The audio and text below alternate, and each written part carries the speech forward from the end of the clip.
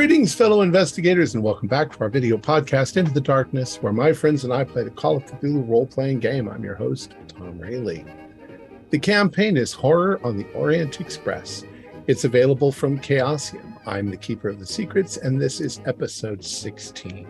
Our recap will be given by John Hook as his character, Dr. Edison York. But before we begin, we do have a new patron. Ulf Henriksen has pledged 10 Swedish kroner to our club. Thank you so much, Ulf. So without any further delay, let's begin our journey into the darkness. John? I think I shall pen a letter to my cousin, Jerry. 14 January 1923. Dear Jerry, I hope this letter finds you well. I'm writing to you aboard the Orient Express. We are ultimately bound for Constantinople, but soon we're to arrive in Lausanne, Switzerland. This has been anything but the advertised relaxing pleasure voyage. As you recall, I and my traveling companions, Doctors Dorian Dabrowski, Roland Kurtz, Gabriel Neruda, also the talented illusionist Gunther Block, and the infamous big game hunter Theodore Thursby III, we were all enlisted by our patron, Professor St. John Smythe, to seek out the parts of something known as the Sedefkar Simulacrum. It is quite unbelievable to think of such a thing, but trust me when I say it is real and quite terrifying. In a previous letter, you'll recall that I said that Professor Smythe was attacked and horribly burned by ruffians, and thus I and my companions were enlisted because the thought was that they do not know of us and we should be able to travel incognito. I'm afraid that that has already become a moot point, as we've already had some confrontations with those who also seek this foul simulacrum. We were able to find one piece, a left arm, just outside of Paris. It is quite the maddening piece, and it's difficult to be near it. I don't know how we will survive this entire ordeal, but we will give it our best for sure. It's very strange. Professor Smythe had previous encounters with these people years ago. We read about it in a journal that he kept, where they battled and tried to destroy something known as the Blood Red Fez, a horrible, horrible device that could disfigure and bring demonic creatures to life and horribly transform someone of a weak mind into that creature. The tales were too hard to believe, but I have to believe that they are real. I will try and stay in touch as we travel along the Orient Express and keep you posted on my whereabouts. Pray for me and hope that I stay safe. Yours, Edison. Excellent. Okay. So it's lunchtime. You're all dining together in the dining car of the Orient Express. You have about 1 hour before you arrive in Lausanne. What would you guys like to do? You've just finished reading the journals.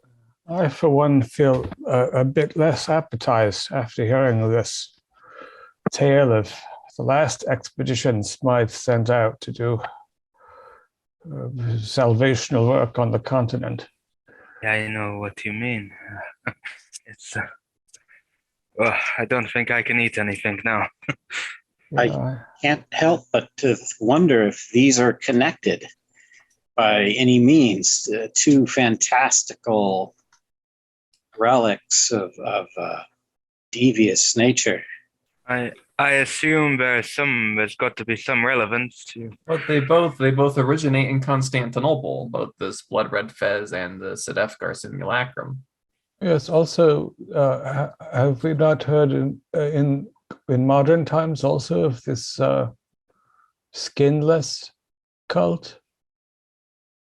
Yeah, they were doing it. They're in London, and they were having a show of a skinless show, but I don't think that was tied to the cult.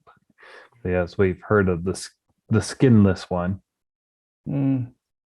That cult mentioned in this journal back in 1893 is apparently still operational to this day. They attacked Smythe after all this time. This the Solomon the Red. Yes, our predecessors were assisted slightly by those mad monastics, but now it seems they have survived and become more virulent. And given the degree to which they terrified those sort of 30-odd years ago, I hope we can stay at least a few steps ahead of them. I don't want to meet that sort as a descendants. I can only hope we stay at least one step ahead. I prefer at least 3. I wonder if that Frenchman that they took a bit to get a meeting to, if he was, he was a libertine, and the French estate we dug out, apparently he was also had unholy appetites for his pleasure. I wonder if he was a descendant of him, or? Interesting. Yes, we don't really understand how the maybe a disciple. Oh, yeah. We don't understand how the simulacrum has been broken up and why it has landed the pieces where they are. I know. I think the Frenchman mentioned in the journal, his hedonism is of a different sort of the sadism exhibited by the Count. Yes, I think that the that painter, I think his little his experiments with the unnatural ended with him, but I'm not sure that the Count didn't have some connection, even if perhaps a rough one, to Suleiman the Red and his worshippers, because there is that theme of removing the tissues of the dead or even the living.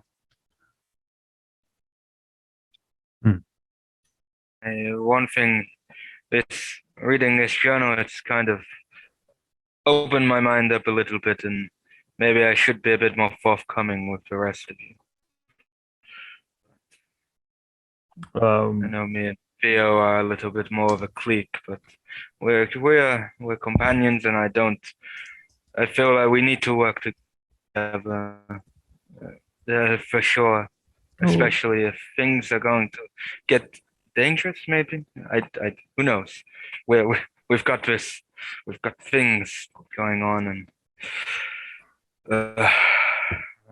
we could do with more friends, I guess. Well, what are you trying to say, man?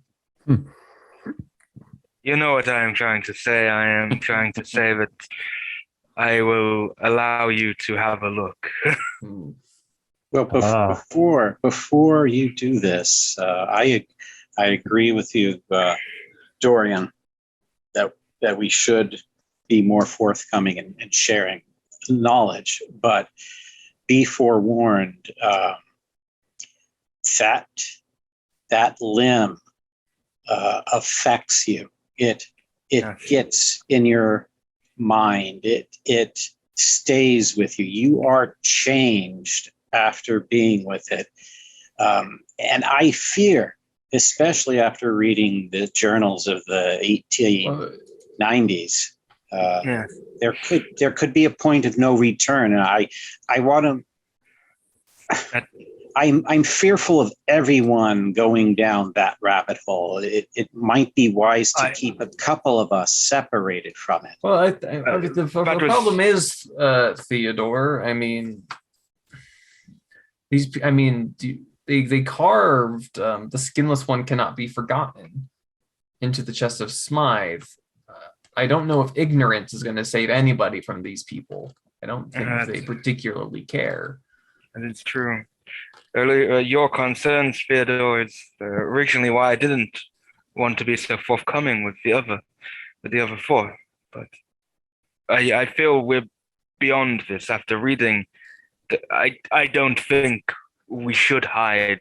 It doesn't matter how dangerous we are in this together, and we need to move on. My stubbornness and everything needs to be left behind. We need to come more together.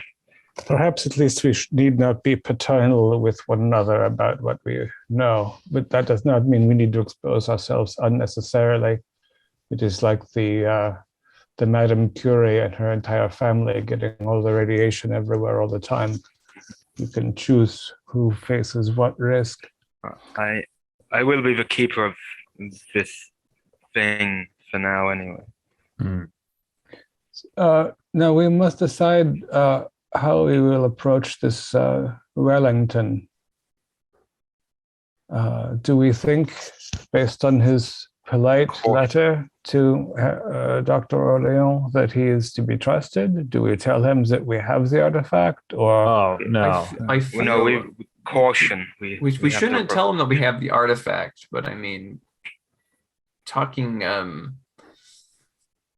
to be I have the guise of, being a professor of theology with Miskatonic that I've been using quite extensively as a excuse to be looking into these things.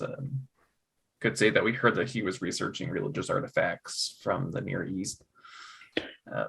I am an archaeologist as well. So I suppose when we get to Lausanne, we should find out from neighbors and whatnot what the impression is locally of this Wellington. Presumably he is an Englishman and not a native of Switzerland.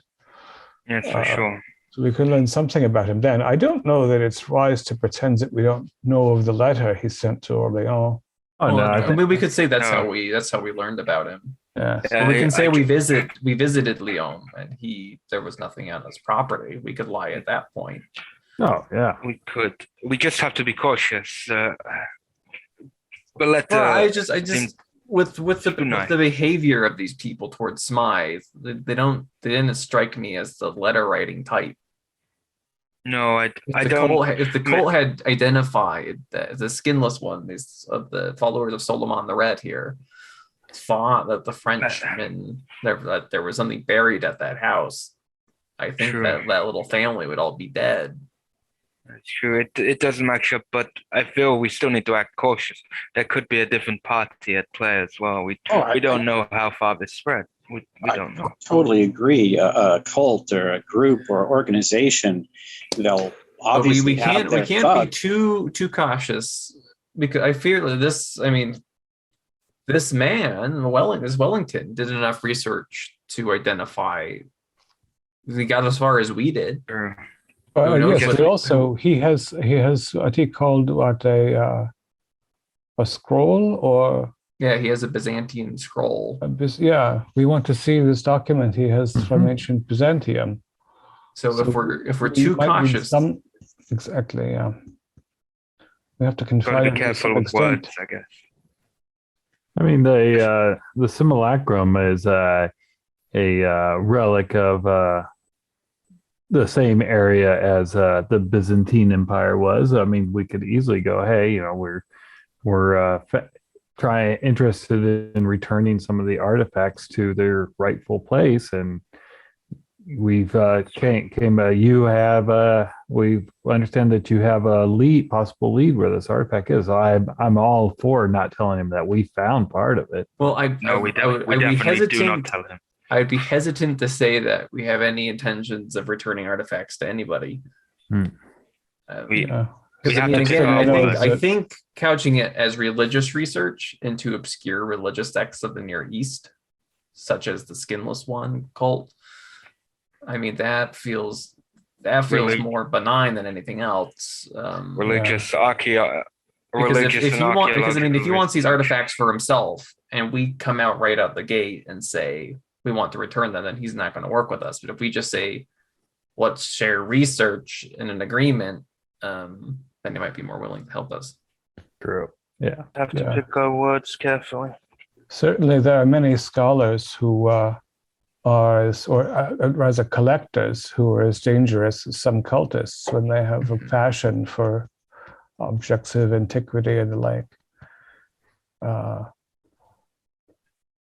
Yes, I mean, especially if they are convinced that such objects contain immense amounts of power. I mean, we all saw the roses, and the affliction of that family from that thing being buried beneath them through the soil. So just one part of it we know carries power, and even without evidence of power, the belief in power will drive men to do dangerous things. Perhaps we can say to him that we are on the same path of finding these objects, but have so far run cold. However, we knew enough that this Dr. Orleans suggested we reach out to him, which is effectively true. We just leave out one purple arm. Yeah, one digging. Yeah. One purple arm. We do not tell. Also, if things go very badly, we can point out that there is a mad group of Ottomans who will flay people who have information that they want. Mm-hmm. Yes. That might induce him to part ways with it. A good old scare tactic. The conductor comes into the room and he's passing through and he says, next stop, Lausanne. Ah, thank you. Okay. Doctor. We did not prepare accommodations. Is that correct? No. How long Actually, is the layover? I think that you did say that you were going to call ahead when you were back in the other. You didn't actually tell me which hotel you wanted. Hotel Cecile, the Hotel Central. I see in Lausanne. Do we believe another piece is in Lausanne? Are we meeting someone in Lausanne? I think that he has the text that tells us where to look for more or something of this kind. We intend to meet Wellington in Lausanne, but he doesn't know that we're coming. Right. I suppose You also have it in your original text from Dr. Smythe that we don't know how to destroy the thing, that it's probably in the Sedevkar scrolls. And I it's think this might be one of those. this is what we're hoping. Yes. Yes. I suppose it is simplest to stay at the Central Hotel, from which we can reach the museum and library fairly reasonably. Does it have a nice swimming pool? We didn't really get to use the swimming pool last time, so. I took a dip in there Let's briefly. see, the best hotel. That's all you care about, Theodore, your luxuries. I mean, if you want luxury, there's the Lausanne Palace, Keep it. the Beau Body for mine. Rivage Palace. The Beau Rivage is the best hotel in the city. It's a little bit south of the city, just 2 miles. Yeah, that's inconvenient. We need cars all the time. Okay, yeah, within the city, but nice within the city. All right, so you'll pick one of the better ones. Exactly. Mhm. All right, so you've informed the stewards, so they're getting your luggage ready. However, Dr. Dorian, do you want to take care of a certain piece of luggage yourself? Yes, I will handle. I will always handle that myself. and any future pieces we get. And I'll stay close. I'll kind of like flank and always kind of keep side by side with Dorian. So as always, the efficiency of the Orient Express is extremely good. We pull into the station. You can see it's a fairly busy station. It's 1:40 in the afternoon. Your luggage is offloaded and sent to the hotel where it's received and it's put into your rooms almost before you get there. So I mean, we'll just say you're getting off the train in Lausanne. You get a wave from Caterina Cavallaro. She's of course not getting off in Lausanne. Yes. She's going I give her a Dr. Dorian. No, I'm the one that can blow. I snuck you to it on purpose. She's like, Beat you to it. come and see me in Milan. Inter Milan, madam. We'll be there. Hey Gunther, what a beautiful lady. Yes. I give you a tap on the shoulder. I'm only joking, Gunther. She's all yours. Thank you. Okay, you've chosen a hotel that's kind of in the center of the city. Did you want to do anything before you go to the hotel? Go ahead. I was going to say, how far the address that we have for Wellington, 50 Rue Montague. The town's not particularly large. Mhm. You could probably walk through most of the town in a couple of hours, so it's not going to be that. There's a lot of there's not as many major streets. There's a few major streets where there are some cars and vehicles, but for the most part, most of it's an old village. So there's a lot of little windy. And it has cable cars. Yeah, cable cars. Well, I was wondering if we could get a feel for is he living in the nicer part of town or more of a rundown? Rue Saint-Étienne is kind of in the mercantile area, Okay. which might lead you to believe that Maubert. it might be an apartment above a shop. Mm-hmm. Isn't Wellington on Rue Maubert? Oh, I'm sorry. Oh, no. Did I change something? Forgot. Rue Saint-Étienne, it should be. The letter says 50 Rue Maubert. All right, we'll make it It that. doesn't matter. I must have changed it for some reason. Okay. But still a mercantile area. Yeah, mercantile area. Okay.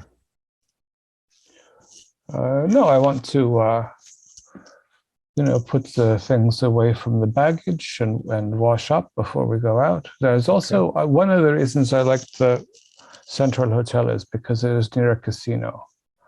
So if we have a little time to kill. Play some Baccarat. Not bad with the cards also. Yeah. And how far away is the Arlande Museum, the art museum from the hotel? Well, let's see. Let's go back to I the don't map. know what size these blocks are, but it's on the other side of the center. Arlande, which is 7. You're at which hotel did you choose then? 6. Centro. Central. Yeah, it's it's a few not- blocks over.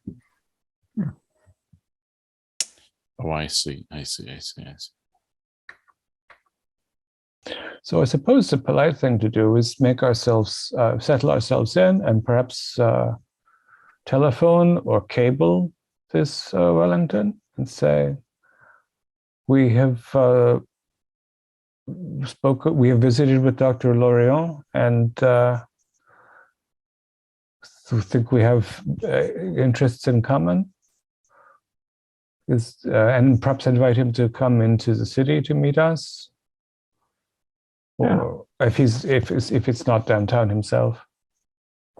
Yeah, I think maybe invite him for a meal. That way we're not going to his house, walking into the unknown, and Also, it's less strange to say, come and join us at dinner. We are so many people, rather than allow this group to come and attack your home. Keep me out of the invitation, just so we can maybe have one or two people that is not seen at this event. Maybe ask him to join four of us. Certainly, I think, Naruto, you have suggested you reasonably have things in common. Yes, I would. I am fine meeting Mr. Wellington, I believe. So at least Naruto and Dabrowski should meet with him.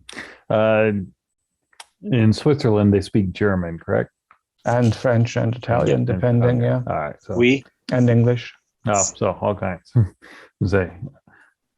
I speak German, so I could easily come along if you needed someone. I also have German. I also speak German. And I think they have their own kind of quirky dialect of German. Too, but honestly, Gunther and I would find the Schweizer Deutsch very funny. Yeah, Very so I agree with Roland. We probably shouldn't have a huge gang showing up to meet with them. So, Theodore, if you're looking to maybe kind of hang back or do something else, I'm sure we could catch a cable car from the hotel over to the art museum to check that out if you want to go. That sounds splendid. Dr. York, I'd love to. We shall do that. Yeah, we can ask the hotel concierge for a suggestion for a place to meet for a late lunch or early tea time sort of arrangement if this Wellington is available. Okay. Yeah. So all of those things can fairly easily be arranged, but the one that I'd like to know is what exactly do you need to do with Wellington? I'll send him a message. I don't know if like a telegram or just like a local courier would be best.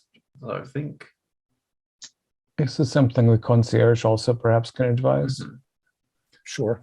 So the best way to just get a message rapidly across the city is what we'll do. But I'll just send a cable. Just introducing myself as Gabriel Neruda, PhD, Miskatonic University. I'm visiting Europe, researching obscure religious cults in the Near East. I met a doctor. I met Dr. Laureen in Paris with regards to an artifact affiliated with one of these cults, and he recommended that I contact you. Would you be willing to meet at X restaurant? Okay. Just very friendly, very. And you're sending it by academic, just delivery boy. Yep. All right. So you send that out, and then obviously you have the rest of the day. You can look around a bit. You mentioned going to the museum.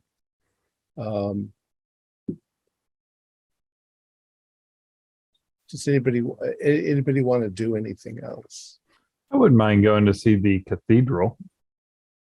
According to the traveler's guide, it's supposed to be quite lovely. Okay. It's a big old Gothic cathedral. Oh, yeah. Cathedral. Well, that's right across from the museum. Mm-hmm. Look at that. Heck, we could probably go with you then on our way. Oh, well, you'd be you'd be wonderfully welcome. Maybe you could show me another trick or two on the camera, taking a picture or two of that cathedral. Oh, yeah, out the rose window, if they allow me to. Okay. Well, I'll give you one of two things. When you get to the museum, it's also a library. It's very beautiful. They have a huge collection of, oddly enough, conch shells that were collected by some scientist at one point. And they have 120,000 books in their collection. But for the most part, it's just a museum that's interesting, some local stuff. And the cathedral is dedicated to the Mother of God. It's the Notre Dame Cathedral. was built in 1235, and it was consecrated by Pope Gregory the 10th. And there is an interesting statue. It seems to be rather prominent in front of the church. It seems to be a very famous town hero, Otto the grandson. And it's a fairly large statue. He was killed in a duel in 1398. And the odd thing about the statue is its hands are missing. Does it look like they were deliberately, cut off, or they broke off? How the Sphinx looks like it's been broken. Yeah, it's probably that they were snapped off accidentally at some time, but nobody knows where they went. Or what happened to them. And just right at the wrist, or more pretty much right at the wrist, both of them. A lot of times in the case of statuary, things become delicate, and they may be lovely for 1,000 years, and then somebody bumps into it. And, like the Venus de Milo, her arms are gone. And, So David is in danger of shearing in half. The statue is marble, bronze? I think it's bronze. I think I'm frozen because everybody else seems... you're back. You're back. You were frozen for just a second. The statue is marble or bronze? It's bronze. Yes, there's also a large area where there's very many nobles and people like that who were buried, in the church. So you've got the big sarcophagi with carvings on the tops of them. It's a very beautiful Gothic cathedral. Probably the best example of Gothic cathedral in Europe. Wow. Also, I assume it's quite chilly. Yes, it is. It's chilly. There is light snow on the ground. The wind coming off of Lake Geneva is chilly. But people are bundled up, and people are mingling about. And there's restaurants, and there's cafes, and there's... Oh, that's right. This is a lake town. We're pretty much on the shore of a lake. Right. They smoke on the water someday, but it's beautiful. I mean, we could be staying right on the shore of the lake, but we chose a more central location. Let me share this with you. Oh, yes. There it is. Beautiful. Wow. That's the cathedral. That's lovely. There's and there's his street. Yes, very Rue nice. Maubeuge. Beautiful. Good. Up here, the air is thin, and all those steps, we will have to have hearty breaths. I think maybe I will have a sherry at the casino while we wait to see if we get a message back from this Wellington. Okay. You sent it from the hotel, so if there's a message that comes back, it'll come back to the hotel. Right. So we could call the hotel and liaise with the front desk. Okay, if that's what you want to do. So sometime later, probably a couple of hours later, we'll say it's about 4:00 in the afternoon. You do find out that you've received a message back from Wellington. Wellington is very intrigued by your message. Unfortunately, he has a brother who is injured in the war, and he can't leave him alone. So he invites you to come to his shop. Oh, how interesting. Is there, if the concierge or something has a phone book, can we try to just figure out what the shop is ahead of time if he didn't specify? Is it antiques? Is it books? Is it furniture? Carcasses. What did you say, David? It's a human carcass shop. Oh. As makers, what are they? That'll be funny in a minute. You do look it up, and you find, of course, that is also his residence. It corresponds to a taxidermy shop. The Wellington brothers taxidermy. Right up my alley. Yeah, so maybe Theodore should go. He'd fit in perfectly. That's true. Something in common. I for sure have to go. Yeah. Also in common with the worshippers of a skinning, flaying cult.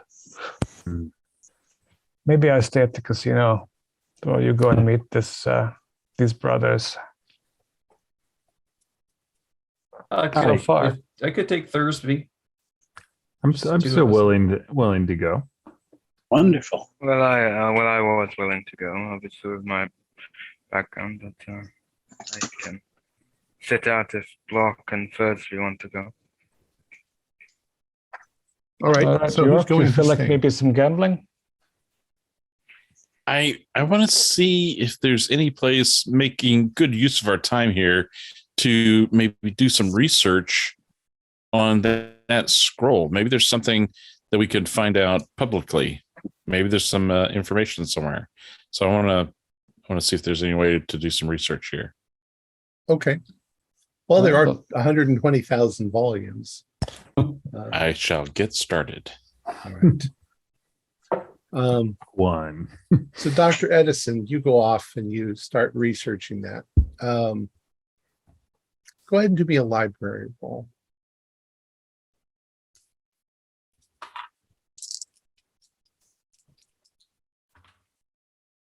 Wow. I rolled an 9. So that's going to be a hard success. Okay. So after a couple of solid hours of looking, you don't find anything that even remotely indicates the simulacrum or the scrolls or anything like that. However, on a hard, there is a section in the library that is,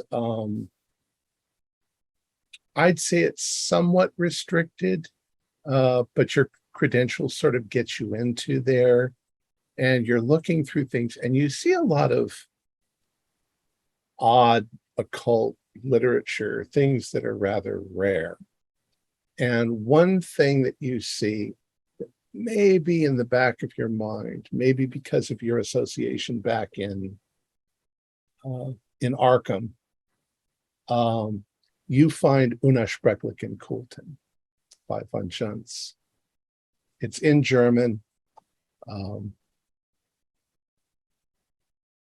and it's not something that they'll let you check out.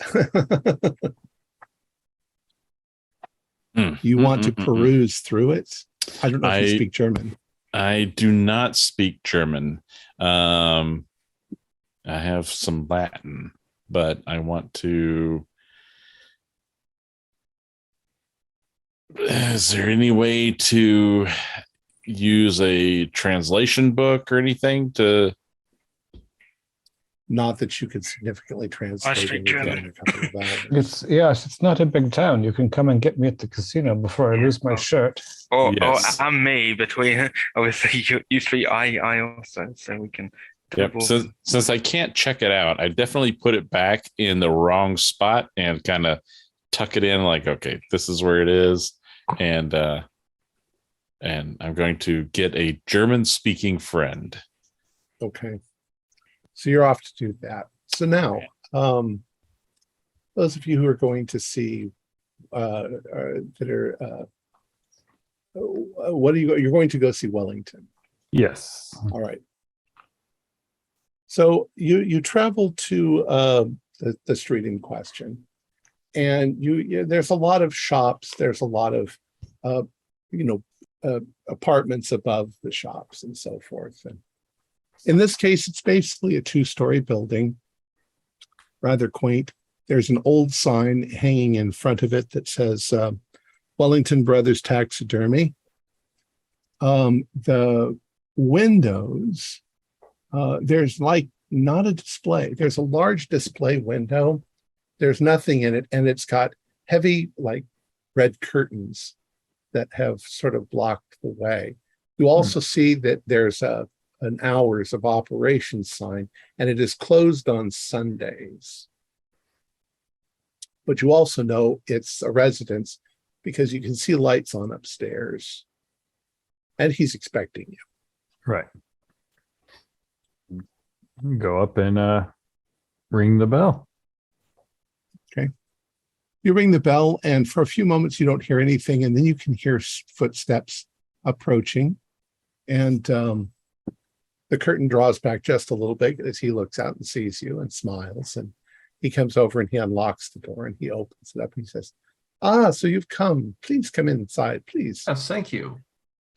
Now, when you step inside,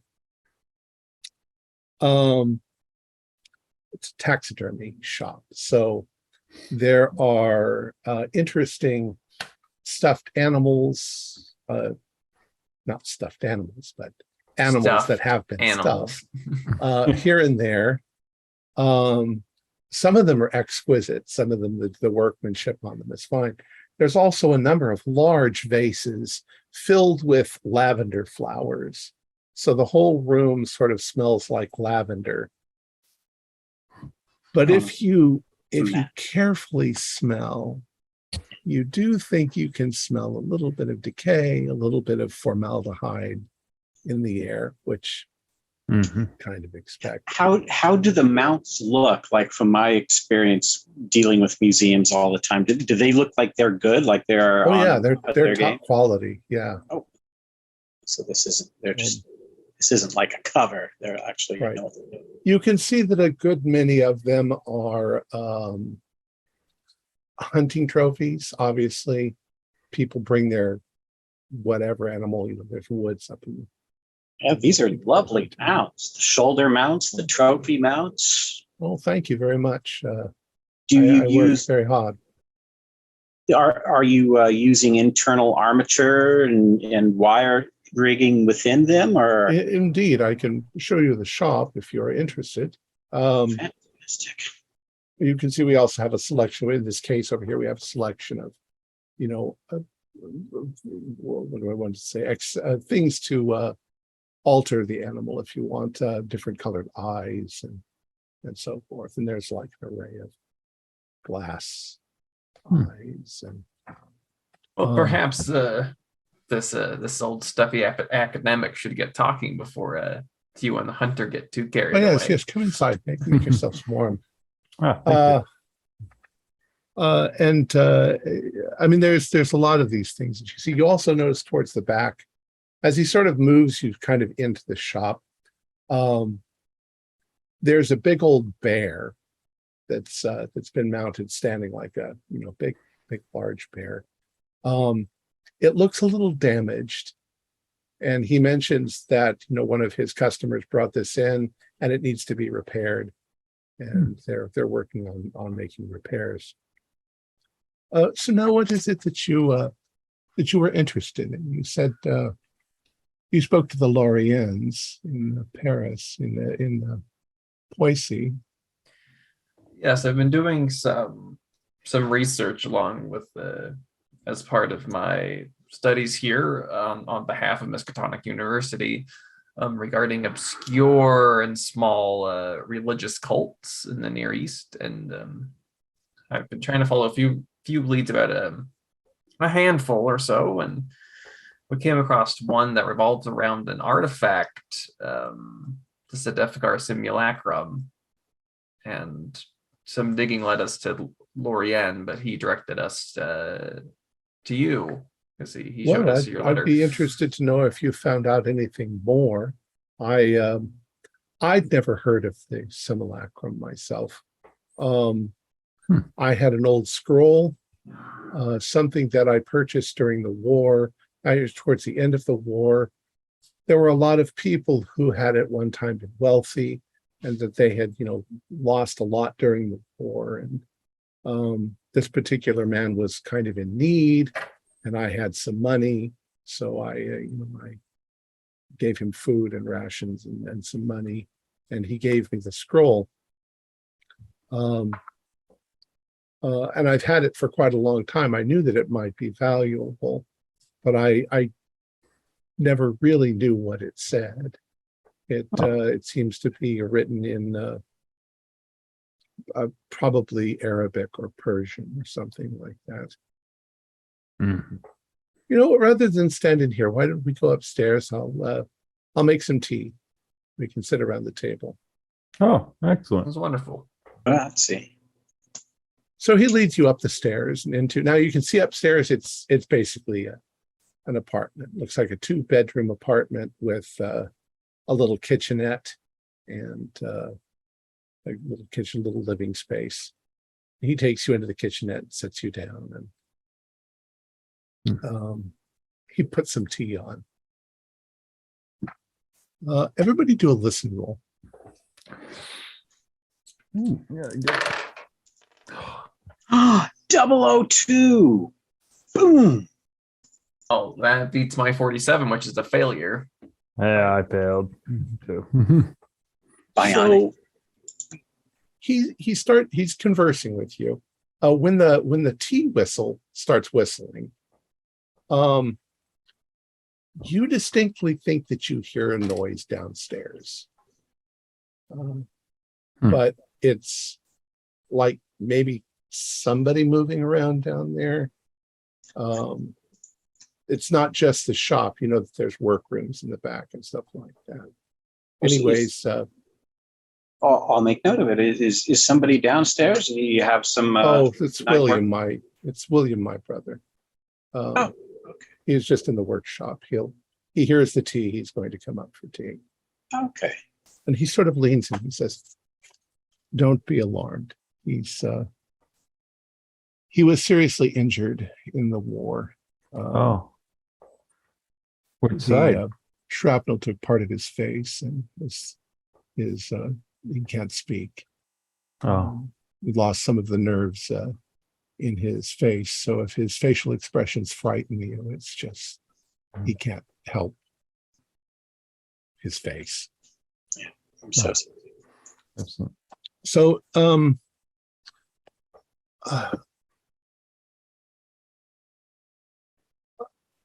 I haven't been able to decipher the scroll. Of course, I have no working knowledge of Persian. But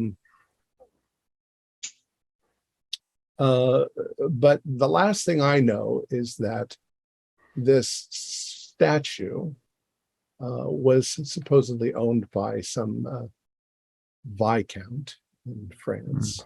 Mhm. And you seem to did you find anything when you were there? No, unfortunately.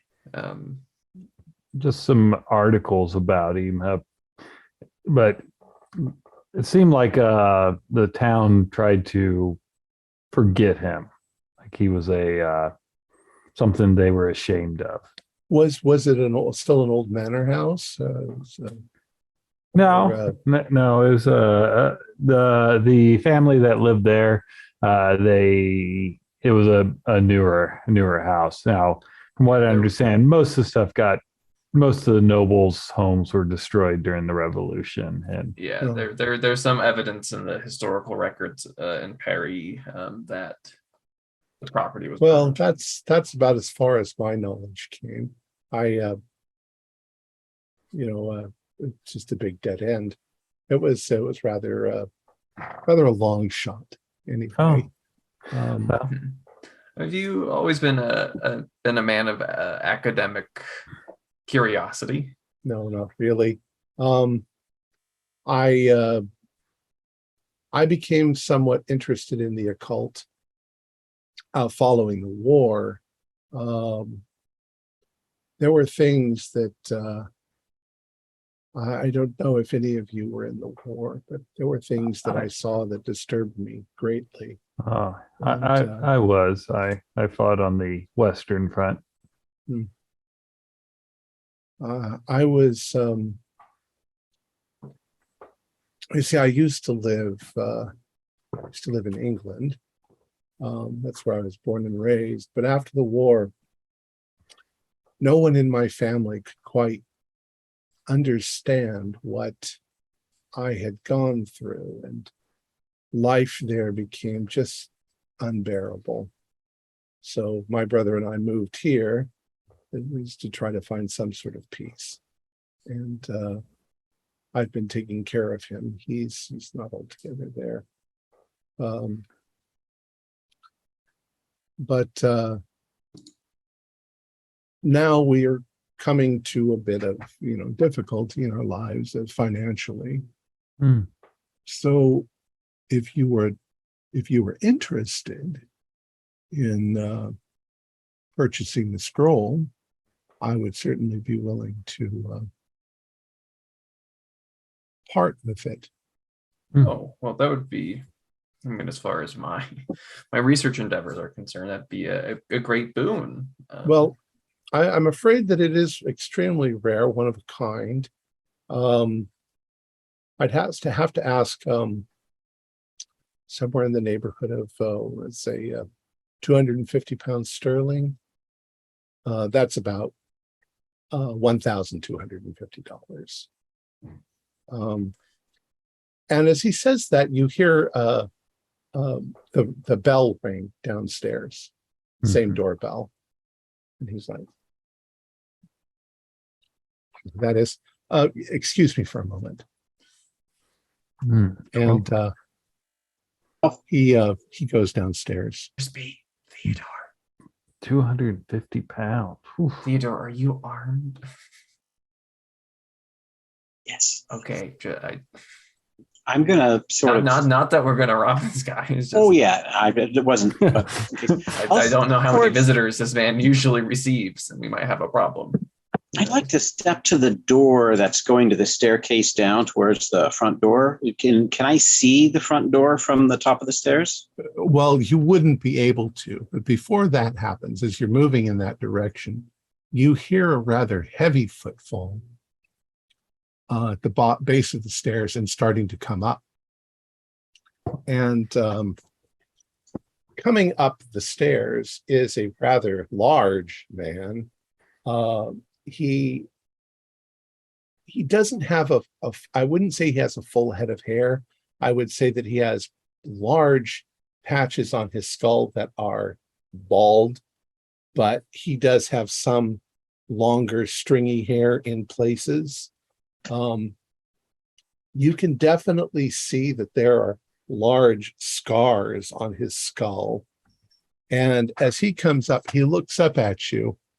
And you get a very strange sort of feeling because his eyes are wide and unblinking. He has some rather, prominent and hideous scars going across his face and across his throat. And his hands seem to have some stuff on them. They're not clean at the moment. And he comes upstairs and he looks at you, but he doesn't look around. He looks at you as he comes up the stairs and just moves past you. And he goes over towards the sink and washes his hands. And he turns back around and it's still that sort of blank stare that he looks at you. He walks over to a place on a shelf and he pulls out like some scraps of paper and a pen. He pours himself a cup of tea and he sits down at the opposite side of the table from where you guys are.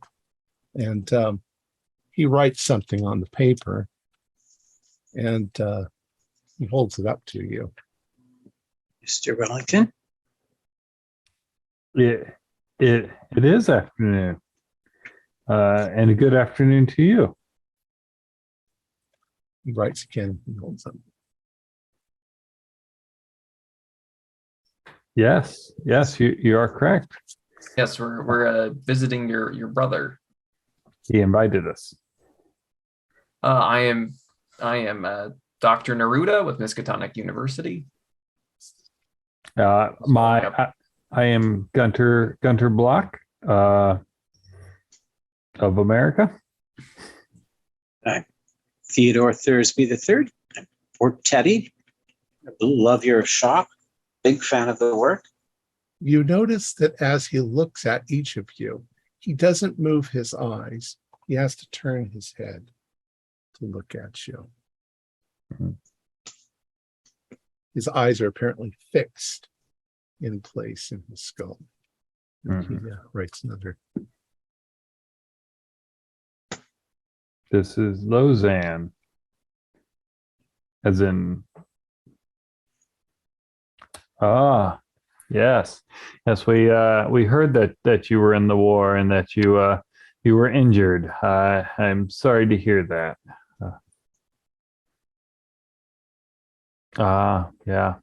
Yeah. About that time, you start to hear somebody else. You think you can hear talking downstairs for a few seconds, and then you hear footsteps. Sounds like two sets of footsteps coming to the bottom of the stairs. It's all wooden floor, so you can hear that sound. Yeah. And starting to come up. Edgar comes up first. What are you doing, Theodore? Oh, I'll stay standing and back towards the wall. Okay. So my back's towards the wall. I'm not sitting away from the door, and I'm sort of facing towards the door. So Edgar comes back up the stairs, and right behind him is a gentleman. I guess you'd say he's a bit fat, but extremely well dressed in a suit, and probably an Italian suit. He has black hair, very nicely coiffed on his head. He has a little mustache and so forth. And he comes up behind Wellington.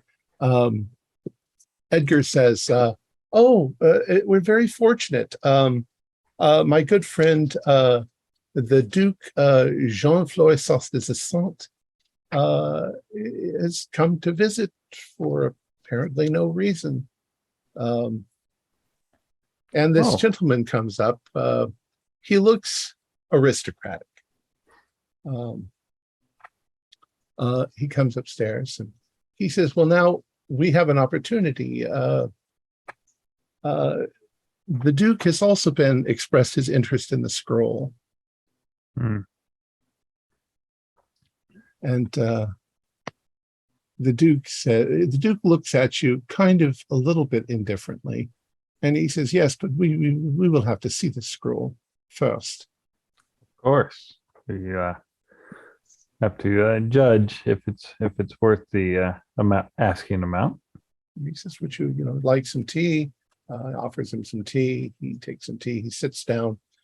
Once again, he sits down in a very sort of aristocratic way. He's Duke. He's noble somewhere.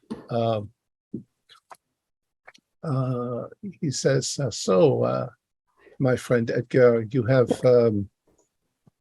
you want to start a bidding war, it would seem, on this scroll to see who can outbid whom. And Wellington's like, oh, no, I didn't plan this. But you kind of get the feeling he did. And he says, well, let us see this scroll. He says, well, I don't actually have it here because it's very valuable. I have it in my bank account, my we call them a box. Safe deposit box. A safe deposit box.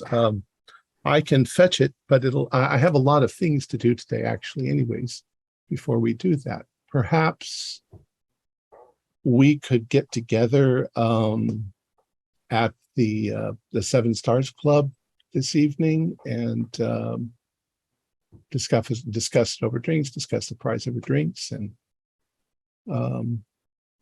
I can show it to you then. And Desessant says, no, if that is what we must do. You are from America, yes? Not originally. I'm originally from Berlin. From Berlin. Mm-hmm. I'm originally from Argentina. Different part of America. Two places I have. I've been to Berlin. I've been to Argentina. Would you since Monsieur Wellington says that he needs to do some things, perhaps, is this your first time in Lausanne? It is. Yes. Have you had a chance to look around? Would you like I could show you around a bit? Oh, we went and saw the cathedrals. All we've seen so far. You've seen the cathedral. You've seen Otto the grandson Yes. with the missing hands. Yes. Yeah. Quite the shame. Have you walked up to Le Signal Park? No. It's up on the cliff. It's a nice little walk, not too strenuous. So you said he's kind of a heavy set guy. I'm size 70 and not really in shape. Is he bigger than me? A little bit, maybe. Okay, so But he's wearing a suit that makes him look really good. right. It's It's more of perfectly like tailored. he was talking about walking up steps. I was trying to judge. I was like, well, if he could do it, then I could probably. You probably could. Okay. So Wellington says, well, then if you'll excuse me, I'll meet you at, let's say, 8:00, the Seven Stars Club. 7 Stars Club. We have kind of a little group that gets together. We often meet there and we have philosophical discussions. And Monsieur Desessant is quite knowledgeable in occult matters and things like that. Oh. And he's part of one who piqued my interest when I first arrived in Switzerland. Oh, it should be They a have some lovely interesting evening. things to talk about. I'm well versed in matters of religion and of the occult myself. Very well, monsieur. Gentlemen, if you'd like to accompany me. And he smiles. And Can I roll psychology on this guy? sure. It's just his offer. Let's go walk up to this cliff real quick. I have 20 on the dot as a pass, just barely. Well, you get the impression that he himself seems to have been a little bit sidelined. He probably thought that he was going to be able to just come here and purchase the scroll. And now he suddenly has competition. He probably wants to feel you out, see what he may be up against. Mm-hmm. But he does kind of exude charm and sophistication. But yeah, I mean, as long as he doesn't mean this active harm, that's kind of what my main concern was. Push Okay. off the cliff. Yeah. Yeah. Yeah. I've read a few books recently that have made me a tad bit paranoid. So yeah, that sounds lovely. It does sound lovely, gentlemen. Have a very good time. I must bow out. I have a previous engagement I must attend to. Of course. I will see you there. See you at the 7 Stars. The 7 Stars at our arranged time. Make sure Thank the you. other doctor knows about it. Duke, enchanté. Enchanté. All right. So, Theodore, what are you going to do? I will exit and cab it around to a cafe near the 7 Stars and read a paper and enjoy that until the meeting. I want to make sure, in case he's leading us off on a wild goose chase and having his guy go and make the bid, that we'll have representation there for that. Okay. Well, you'll have to ask around to see if you can find it. But yeah, it's a short walk towards the center of town, and you eventually find it. It's a pretty little cafe. Merci. Of course, everybody sits inside right now because it's a little snowy and a little cold outside. I like the cold air. Builds character. So the Duke, he takes you for a walk. He points out the cathedral, though you've already been there, and some of the other sites. He takes you on this winding sort of pathway that goes up to a little kind of I'd say like a balustrade that's kind of on this cliff above the city. And from there, you can look down and see all of Lausanne laid out in front of you. You can see Lake Geneva. I believe that Geneva is actually on the other side of the lake, so you could probably see the twinkling lights, because it's, the sun's getting low on the horizon at this point. And he says it is a beautiful city. Monsieur Wellington said that you were interested in the occult. Yes, what fashion? I am have a doctorate in theology, and I teach classes on religion, folklore, and the occult in the United States. At which university? Miskatonic. Miskatonic. That is a well-known university in the occult fields. Yes, I'm quite proud of my position there. Well, my interest is more in a passing sort of fascination with the lore of mythology that people get into, and the artifacts that they associate with them. If I could find the Holy Grail, I'd probably stick it in my collection. Yeah, so that would be... if there ever was a Holy Grail. Yes, I think you'll find it somewhere next to Excalibur. Yeah, it's mostly the Germanic mythology that's kind of confused. Any particular reason why you're interested in this scroll? Us professors, we have a nasty habit of not knowing how to relax or take vacations. My trip over to Europe is unfortunately on business. Trying to do some research projects and just looking at little religious groups of, the more obscure research one can do, the more attention you'll make, in an academic publication. So is it something you stumbled upon, or is it something that you knew previous to your arrival?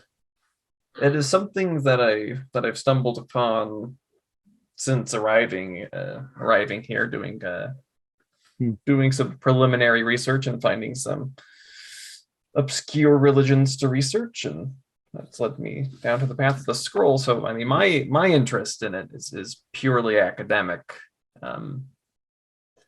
And my interest in it is merely to preserve it for whatever future world may hold. Perhaps we have a bit of an understanding. If indeed it is original, if it's true, I find it disturbing to believe that a man like Edgar Wellington, who, although he may be a very fine man with some problems, has just had it stuffed in a trunk somewhere in his house. Yes, safety deposit box, as he says. These old documents, they should certainly be in hands better suited to taking care of them. I would agree with you, and under proper care. So my primary concern as an academic is if the document is available to study. That was my hope. I was prepared to purchase it if that was required for study. But if it is genuine and you decide to purchase it, I would have no reason to bid against you for any reason if you would give me access to study. Well, I have no direct knowledge of Persian or Arabic or whatever he says it's written in. I have to see it first. For all we know, it's some modern concoction that was sold to tourists. And yes, and Wellington doesn't seem to be the the most. Well, he told me that he purchased it from a fellow during the war.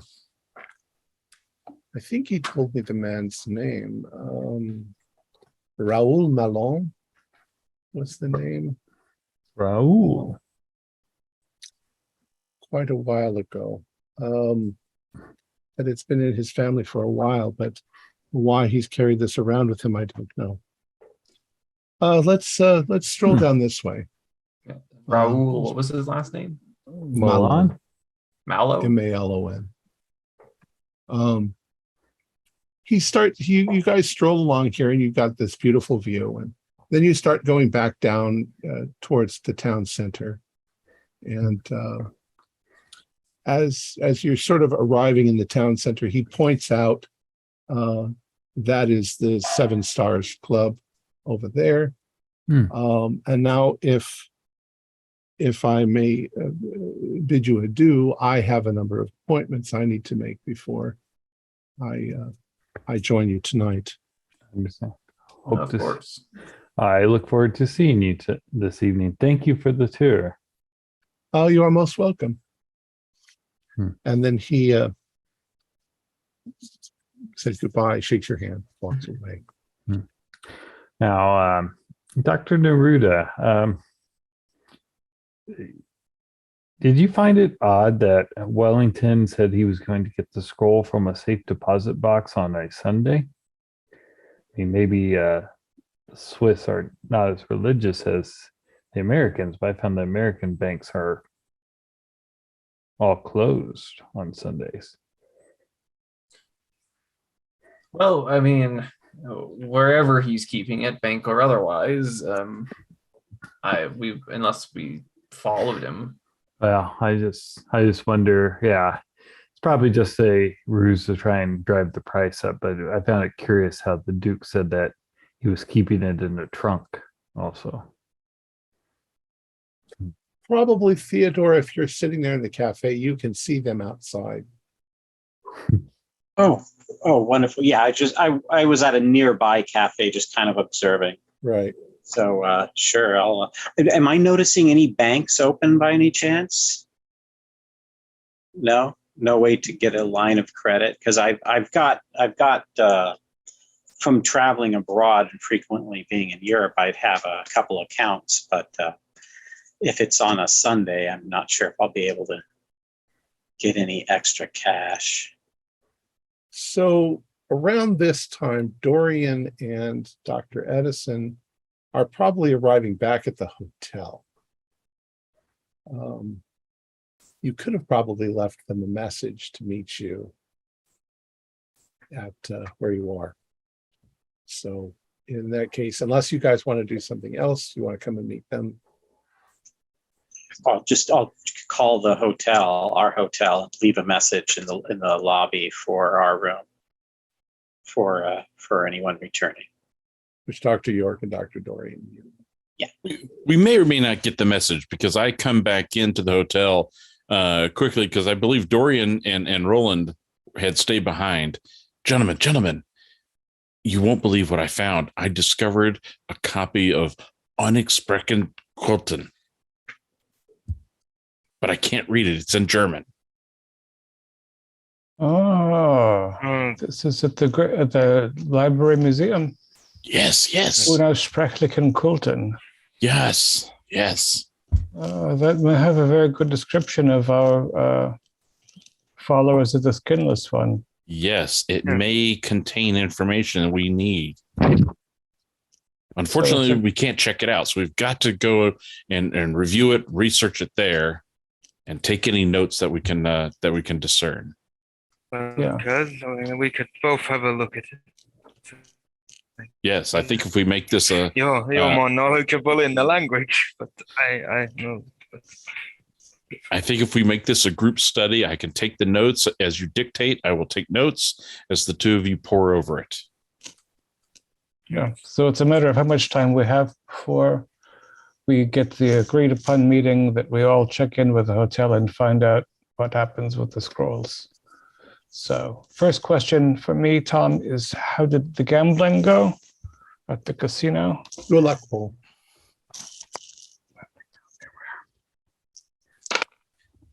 Ha! 13 is an extreme success for my 60 luck. If it was extreme in luck. I I probably went with you because obviously we were together. So. I was not lucky. I rolled a 99. No. Now you lost, you won. Oh, you lost big. I lost. Dorian, you must stop. You cannot keep on red. You can't just keep doubling on red. There's no system. I am new to this. I do not gamble. Play a game of skill, for God's sake, man. So you're back at the hotel, obviously. Yep. You've conferred. What do you want to do? This is a matter of game timing, yeah? Do we have an hour to study before we have to meet them, or 2 hours? Does the library close early on Sunday? I don't think you know about that yet because Dr. Oh, I mean, Edison this is when York comes back. I think we're more or less gambling until York comes to get us. Right.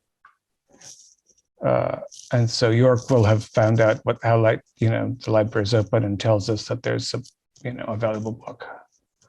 Right. And I assume someone has the sense to leave us a note at the hotel that we have a meeting at 8. It actually is probably the library is now closed. Okay. Because it's about 6 o'clock. Well, we're spending the night anyway, and Monday is probably a good day for study. So that's a good thing to know. So if you check for messages, you do find your friends. And this is perfect. We can go and sit at a different table, and no one will. And if any funny business happens with the scroll or this, we will find out what we find out. But that way, we have 2 groups. We have some flexibility. Yes. It sounds like very suspicious. This sad man Wellington and his brother and this Duke who has deep pockets, but just see where it goes, I guess. If I didn't say it before, Wellington looks like he's maybe 50 years old. His brother doesn't look that old, but you'd still guess that his brother's in his 40s. The Duke Jean Florisas de Zessant probably looks like he's in his mid-30s. Even though he's a little hefty, he still looks. Yeah, and he looks like he has deep pockets. Yeah, very nice. So lapels. they would have been fairly older when the war broke out. Also, a lot of royalty in this time were struggling financially to keep estates going and such, so their pockets may not be quite as deep as one may assume. Although if the Duke is Swiss, the Swiss did very well from the war. We have lots of pockets. All right. So you arrive at the Club 7 Stars. It's actually Club Sept Étoiles, which is in French. It's written. But it's Club 7 Stars. And perhaps Dorian and Edison, you and I will go there at 7:40, so we are seated already and don't have to make an entrance when the gathering commences. Okay. Good call. So as you guys are sitting there to kill time, everybody do spot hiddens. Including me, since I'm there already, or yeah, especially Luthers. But is a success. Regular. I've got a 15, which is a hard. I could spend it down to an extreme. You don't have to Okay. spend it down. Standard pass. So to kill time, those of you who passed, you're picking up newspapers and you're reading. There's always, it's a very international town, so you can find something in a language that you know. You guys are chit-chatting about the various things that you see in the newspaper. And it suddenly, you start to notice that there are a lot of reports in the newspaper lately about suicides. that the suicide rate in Lausanne has drastically increased for some reason. Some people account that it's the winter. The suicide rate usually does go up, but there seem to have been quite a few suicides lately. Do any of the stories have similarities amongst them that we're seeing? Yeah, is there a pattern in the victims? Are they same gender, same age, same area of town? I mean, there are some similarities only because they are suicides, but there are enough differences that you can't really group them all into one thing, other than the fact they all committed suicide. Some of them were fairly young, some of them were older. The modus operandi or the method of death is also varying quite a bit. Yeah, some people hung themselves. Probably more people hung themselves than anything else from the rafters or whatever. But there's a couple people who shot themselves or cut their wrists. Seems like a rather morbid thing to be hearing. Does it give an indication of when the trend was first noticed to be going up? Last few months. Okay. Yeah. They all didn't happen to bid against the Duke in an auction. No. Turns out all of them ordered a pastry from the cafe. From Club Septietois. They were all visitors to Lausanne who ate. So tell me where you are physically, each of you. I was going to be with Gabrielle, Dr. Neruda, and I, and probably, unless he wanted to sit somewhere else, probably near the actual bar. So you're not in the it's a cafe, in the cafe. Oh, okay, then yeah, sitting just at a table in the cafe then. Okay. If Thursby was already here when York and Dabrowski and I arrived, I assume he was sitting at a window to be watchful, and if the table was big enough, we joined him. Okay. Well, he's sitting at another cafe. So yeah, he's across the street. Yeah, my plan was to sit across the street or nearby, and when I see Gabrielle and Gunther come and arrive, I'll go and move to join them, since I was already seen with them earlier. So as they come in, I join them wherever they are. And we want to be close enough that we can be considered part of the same party and contribute, if need be, for the auction. So are you all sitting in the cafe then? Yeah. Okay. Well, I don't know if you need to be. Yeah, you could just hand us money ahead of time. Yeah, I also think that probably a check would be involved for a large sum. Yeah. Right. So I think we separated in part to be anonymous. I think we should take a table before they arrive, sit, with our back by the kitchens. We could watch everything and be anonymous and intervene if we must. We also have the big account full of money. The chunk of money from Smythe. It's not. Oh, that's right. Yeah, we all have access to. So we have bidding. We have plenty of bidding potential. The money is only a small matter. How much was that account? I forgot. Was that 10,000? 10,000, I think, pounds. It was a large amount. Yeah, it was like $50,000. I probably wouldn't sit. Dabrowski would want to sit outside. Because the cafe, are the chairs outside? It is mid-January. It's cold in winter. Okay, yeah. They might not have chairs outside in mid-January. No. I don't. I'm not going to sit with it. I'm going to sit separately by myself. Look, it's that man sitting over there on the table. He's covered in snow. Yeah. Obviously crazy. I'm sitting outside. Do you know the worst? I would probably do that myself in real life. Is that man hugging a duffel bag is the question. Local man spotted with statue arm. I do have it, but I'll probably be in the I will be in the opposite corner to where Kurz and York are, because I don't want to just maybe reading a newspaper or something.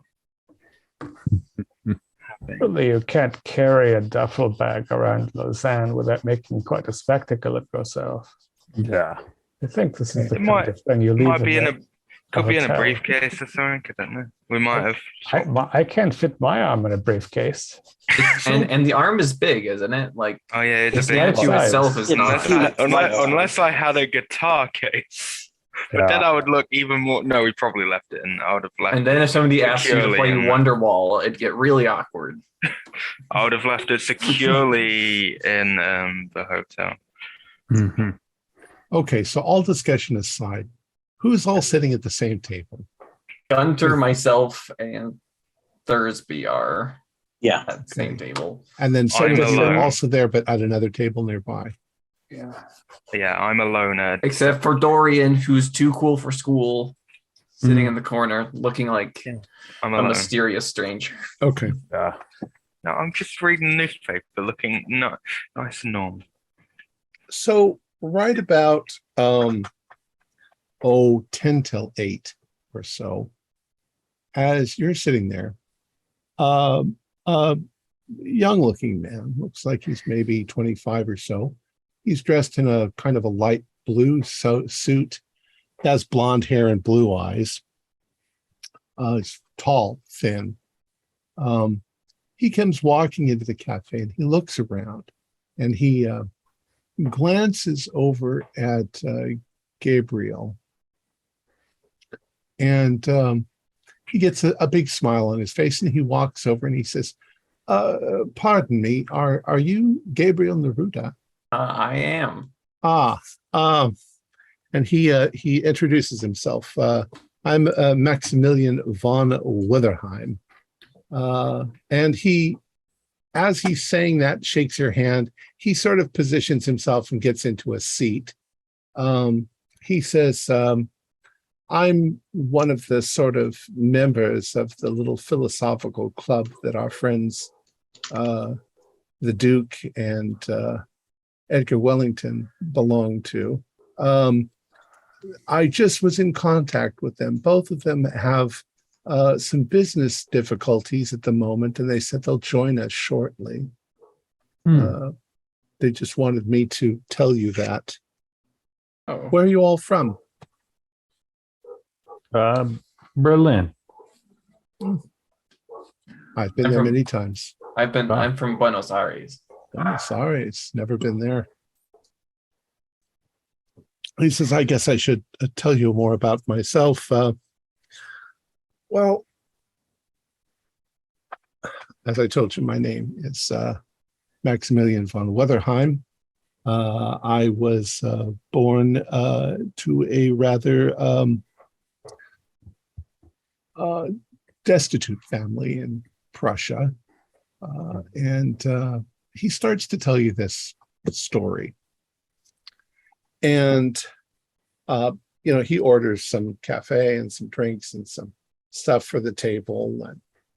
And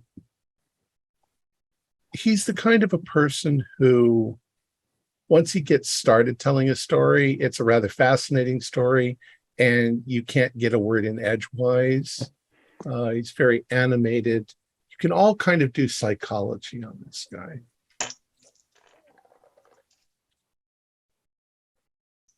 No. Critical fail. This time, nothing. Yeah. Those of you at the other table, you're listening in, so you guys. Eavesdropping, I've got a 19, which is a regular success. I got a hard success. Okay. Well, the Dr. Edison, you're a little confused about it. But after a while of listening to this guy, and his stories are very bright and compelling and interesting, he seems to have had a rich and crazy life.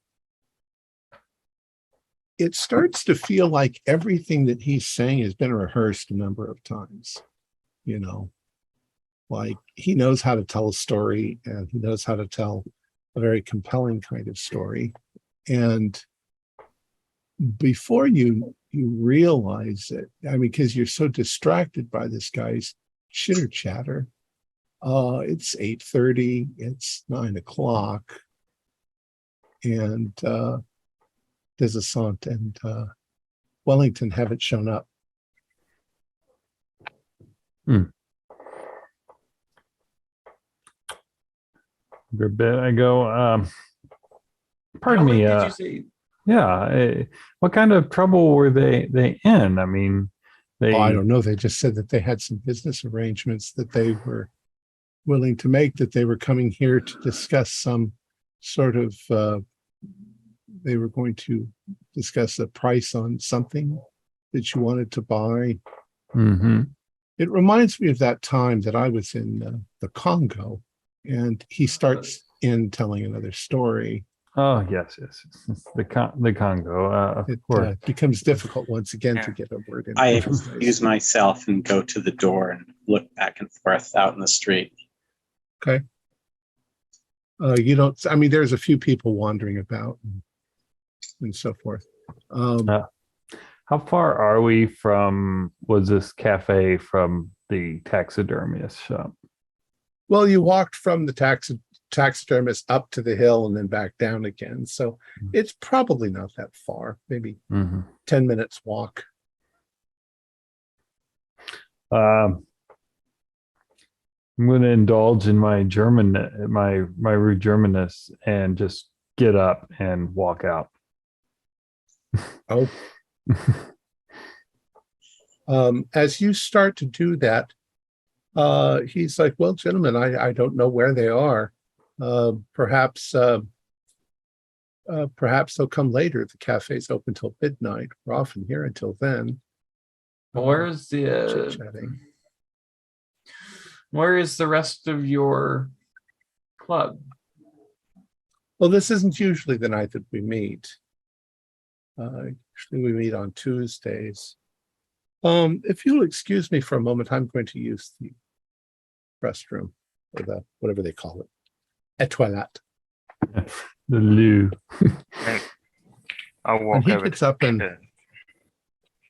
he leaves and goes towards the restroom. Is that like on the far side of the cafe? Yeah, kind of. You know, the way they're kind of towards the back. I walk over to Kurz right now and sit down with York and Kurz. That man is a terrible actor. This is weird. It's like he's trying to stall us or something. Yeah. Has Bloch left?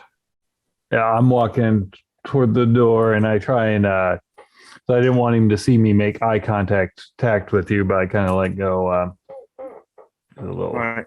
Yeah, little I more won't recognize him, but at least two of us should go. Yeah. Yeah, when you get to the door, Gunther, I'm going to circle around to the other side, exterior of the cafe, around to where the bathroom window might be, and just kind of hang out. Maybe stretch the legs, stay there for 5 minutes. All right. So as you all are sort of, they're not all getting up, but as some of you are getting up and so forth, I would like those of you still sort of in the cafe to do a spot hidden. 76 is a failure. Hard success. Okay. Just a pass. I can spend 3 to make it hard, but Edison has it. It's okay. So. All right. So Theodore, you've moved into the restaurant back towards the restrooms, and you're sort of, watching and waiting. Are you outside? The goal was to be outside, kind of like where the windows of the restrooms might let out in the back door. Just kind of, Okay. Get some fresh air and make sure somebody's not trying to sneak out the back. Okay. By the time you get there, Theodore, You hear an odd noise just before you come around the corner towards the back of the restaurant. And it sounds like a door closing. Car door? No, just like the door on the building, maybe. Dr. Edison, you're sitting there, you're still there in the cafe. And just about this time, the waiter comes over to your table with the bill. And as he's giving you the bill, and it's a considerable amount of money, considering the stuff that got ordered on the table, Dr. Edison, you're looking out of the cafe, and you're pretty sure that Maximilian von Wertherheim has just gotten to that street corner, turned the corner, and started walking away. So he must have gone out the back door. All right. He's left you guys with the bill. Oh, and I just missed him. Let's settle this bill. So I tell everyone, hey, I just saw Maximilian. He's running away. He escaped. And I say, go after him. I'll take care of the bill. Follow him, and I'll catch up. All right. Yeah. Is he going toward the taxidermy shop or the other way? Damn, I was wanting to go The other way. I was wanting to go to the shop, but, Damn it. Do I see him since I'm as- on the outside? No, because you're kind of blocked by the other buildings on either side. Okay, got it. as soon as Dr. Edison said that, I'll break into a run as best as I can. Okay. Yeah, I start counting out bills. I'll follow Block because I have a bit of pace on me. So if some follow Maximilian, if that's his name, some should go to the taxidermist and see. I'll go with Theodore if you want to go with me to the taxidermist. All right, certainly. Well, this all you don't have. Yeah, I mean, you don't really need enough time to split up. So those of you who run across the street to that street corner and you run around the corner, by that time you don't know where he's gone. He could have gone in a building. Any chance to do tracking to see if he's left any? There's footprints everywhere because people walk around all day. I should have. I knew he was going to do something. I should have acted. When a man speaks for that long and about nonsense. So Theodore comes out from behind the building, says that he thinks he may have gone out the back door. And you guys are all kind of at that moment standing right in front of the cafe. There's snow on the ground. Well, where's this? Didn't you say it was a taxidermy shop? Yeah. Is it far from here? It's not far. About 10 minutes that way. All right, let's go. He was delaying us for something. From something. Are they con men, or did they make another deal? Or I mean, again, they're very bad at being con men, other than making us pay for Maximilian's dinner. Yeah. If either of the Wellington brothers is alive, I will return my winnings to the casino. Should a couple of us stay here just in case they do come just late with a good reason why they might be late? Or? No. Yeah. I don't think they will be attending. All right. Yeah, I doubt they'll be at the taxidermy shop either, but we might as well go and check. It would seem that if you walk straight towards the taxidermy shop, you would meet them on the road coming. Yeah, exactly. Yeah.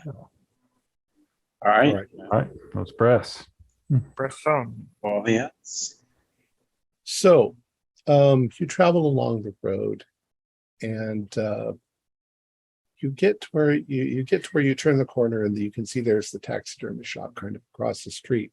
There are no lights on, and as you come up to the door, you can see there is a closed sign hung on the door. Locked? I assume that's locked. It's locked. there an easy way to get to the alley? Should we knock? To the alley? Yes, there's a fairly easy way to get back there. Yeah, knock and ring. There will be no answer. You knock, there's no answer. We will see if there's an easy way in the back. Yeah. Notice also that it's probably about going on 10 o'clock now. Yeah. And so it's quiet too. Did we notice a car that they had before? No. It's very unlikely. I'll go around back to the alley. All right. I'll go with. The alley has, of course, a number of ash cans, trash cans.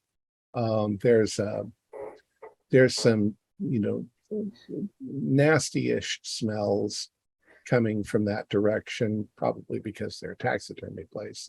Yeah. It's a good thing it's cold. Right. There is a back door with a light on, next to the back door. But it's also locked. You knock on the window. Has a glass window in it. Mm-hmm. Yeah. No answer. If you'll do me the favor, Gunter, of unlocking the locked door, we will go inside and find the bodies, and then, being a Swiss national, I will be the one to invite the authorities in. Okay. I'll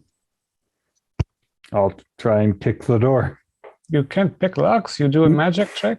No. I pick I read cards. books about this Houdini. He does everything with the lock pick. I know. I have some experience with locks. It's like, all right, Front, though. The archaeologist will slowly scrape away at the I have 40 in locks. So yeah. I might He have has a to little. unlock all those Egyptian too. That's how. Exactly. That's how I'll use my magic. Dorian, All right. come here. I'll give it a go. My wonderful and lovely assistant. the Polish archaeologist. Oh, I have 40. I rolled a 42. We'll spend the look. We'll spend the 2 look. Without much difficulty, you manage to unlock it, and it clicks, Easy. and the door opens. If you do, it's dark inside. Yeah, I guess this. Are there gas fixtures? No, they is it had electric? electrical light. Yeah. Okay. So we maybe pull a shade down and then go room to room. Do you have flashlights? I'm not carrying a flashlight to the casino and to dinner. All right. So do Yeah.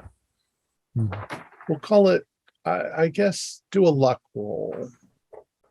It's more or less to see how much you have to fiddle around to see if you can find the lights. Who has the lowest luck, or is it a group I luck just roll? met Dr. Rowland since he was talking about. Yeah, I rolled regular fine luck 36 for 60. Okay. So you eventually find a light switch and pop it on. And the room that you're in, it looks like it's a workroom. There's a number of partially taxidermied animals, kind of frightening looking when they're in that state that, the skin's been pulled off, and there's a couple things hung up, and you can see there's some doors that obviously lead to other parts of the shop. There's no obvious disarray. Nothing is knocked over. No, nothing in particular. Yeah, I think we should be quick. I don't expect to find anything good. So we'd be efficient, please. I'll take the leftmost door if there are. Okay. Or the largest door, or. I'll go for it. Very, very quickly, you determine there's basically 4 rooms. Okay. There's a storage room where there are barrels of chemicals and various things that they need for taxidermy. There's the workroom. There's the storefront and the store itself, and the stairs going up. Yeah, that's where I was going to go, to the stairs. And when you turn on the lights, you turn on all the lights on the bottom floor go on. The windows are already pulled closed, most of them. So. Everything is peaceful and still. Yep. We find the bodies upstairs. All right. So you're going upstairs. Yep, I go up the steps. Yeah, I'm gonna go with I go with Gunther upstairs. Okay. So the layout of the upstairs was 2 bedrooms, a kitchenette area, and kind of a living space. So as you come upstairs, you once again have to put the light switch, you flip the light switch on, and almost immediately you notice a large pool of blood on the floor in the kitchen area. Yeah. I'm going to go to, when we didn't have an indication of whose bedroom was who when we visited. I'll go to the nearest bedroom. Okay. Yeah. I'm going those to of you in the room. I'm going for the It's the dresser. doctor. Yeah, I want to. If he's going to that first, like the first door, I'll go to the next. Okay. Gentlemen, I think the plan is we give a cursory search for the scrolls, which are probably stolen. I think we have 10 or 15 minutes before I think we should use the shop phone to telephone the police. I mean, there were several active projects they were working on, including that damaged bear. I'll check the bears for the scroll. Yeah. Okay. I may have not made myself very clear, but you notice a large quantity of blood in the kitchen. Yeah. If you move into the kitchen area, stepping not in the blood puddle if possible. You're pretty sure that it's William who is face down in the puddle of blood. But he's still moving. Oh. If he's injured, I rush to him. Okay. And while this is going on, just to be clear, I'm outside. My plan was to basically keep a lookout. If anyone starts returning, I loudly say, "There you are," to warn everyone else inside. Okay. Howdy-ho! So William has had a blow to the back of his head. Looks like with something heavy.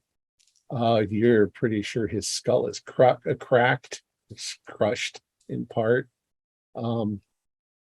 You notice a couple of odd things too, but you're a doctor. You're used to these things. You're pretty sure he had some metal plates in his head, probably from the war.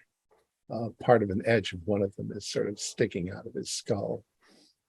He can't talk, but he's sort of half moaning in pain.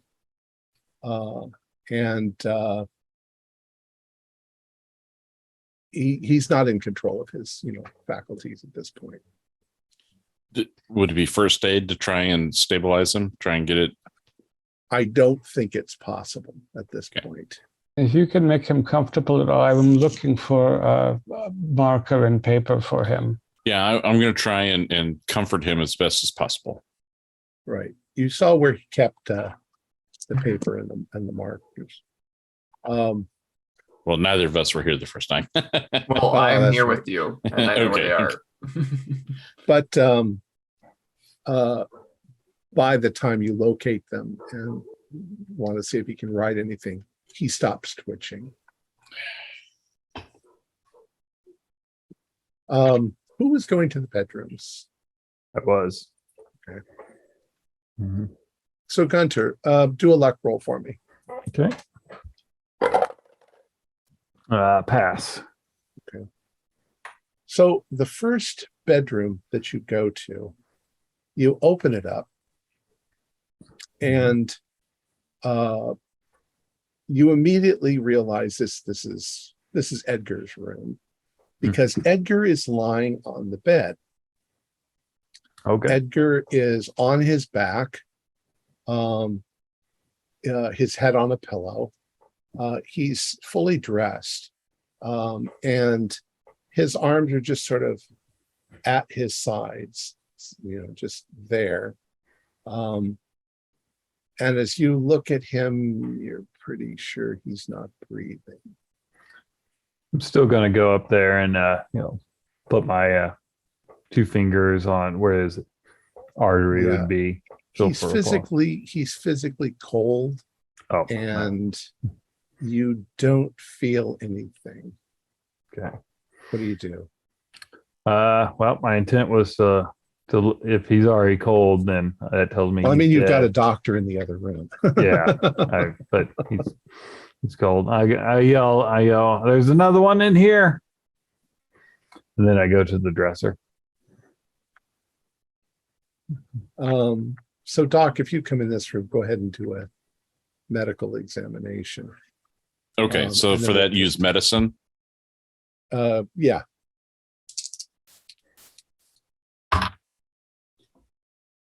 What in the hail? Push it. Yes, I'm going to push it. Oh, wait, I fumbled, right? I rolled a 99, right? So I can still push that, right? Sure. Okay. If you fail, though, there'll be some interesting consequences. Okay. Yeah. So, something caused me to slip, and I almost did something, damaging or possibly evidence destructing. So I'm going to take a breath and approach the body again to see about checking cause of death and anything like that. Okay, much better. That is a hard success. Okay. So,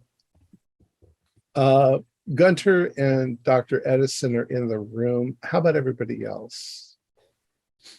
We know theater's outside.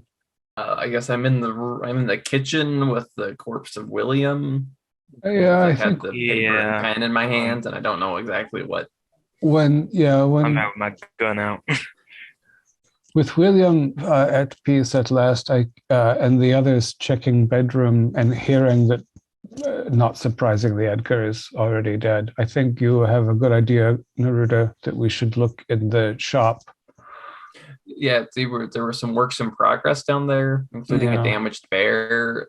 It seems. I mean, because we have no way to trace the false Duke and the Maximilian person. Although we will go to the cafe. So I guess if I was gonna hide something in here, I would hide it in one of my animals. I think. And I'm checking one of the Swiss clocks in the apartment because I think we want to call the police sooner than later before we are found here. And we just say that we had a meeting, so they didn't come. We found the back door unlocked. We found the bodies. We have no reason to be suspected. But if we are an hour here turning everything upside down and cutting up the pillows, then we will be in Swiss prison. So chop, chop. Okay. So you go downstairs and you're starting to look through the collection, and you're not finding much. Gunter and Dr. Edison. Dr. Edison, you're looking at this person. You realize that there are some bottles on the night table nearby, along with what looked like maybe a syringe.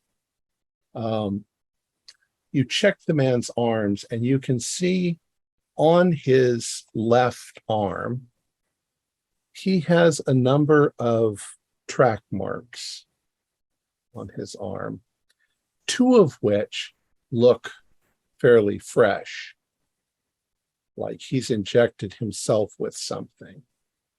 However, oddly, you also notice on his other arm, in a kind of an odd spot, a single injection hole, which would have been, if he's obviously right-handed, it would have been difficult for him to actually have given himself that shot.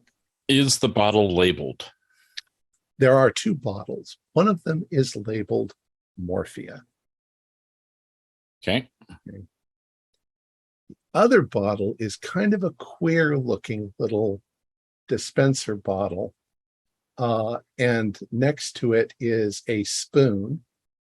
And the spoon seems to have a bit of greenish residue in the bowl of the spoon. And there is a little ribbon tied around the bottle. And it says Dream Lausanne. Odd. Very odd. Gunter. Quick question about the spoon. Mm-hmm.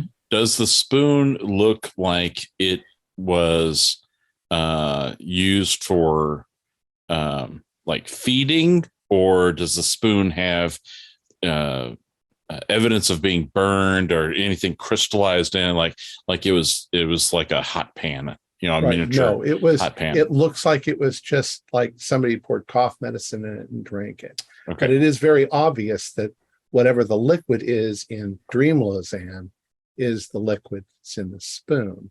Okay. So it must be something he imbibed.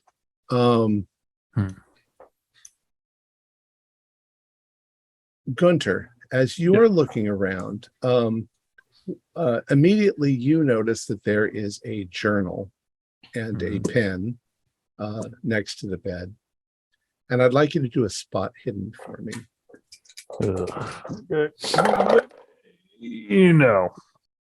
Not even close.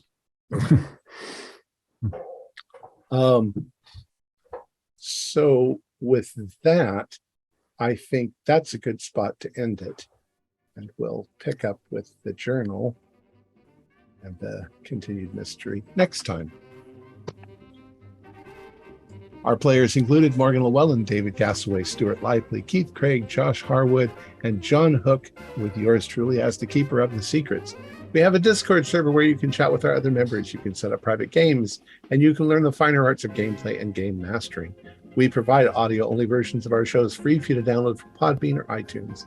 If you'd like to help support our show, please visit our Patreon account. Just $1 a month helps us a lot. Like, share, and subscribe to our channel, and punch the bell icon for updates on our latest shows. And leave us some comments. We enjoy reading them and answering any questions you might have. This is Tom Rayleigh, together with all the members of our gaming club, inviting you to journey with us once again into the darkness for another adventure into the universe of H.P. Lovecraft and the Call of Cthulhu role-playing game. Until next time, good luck and good gaming.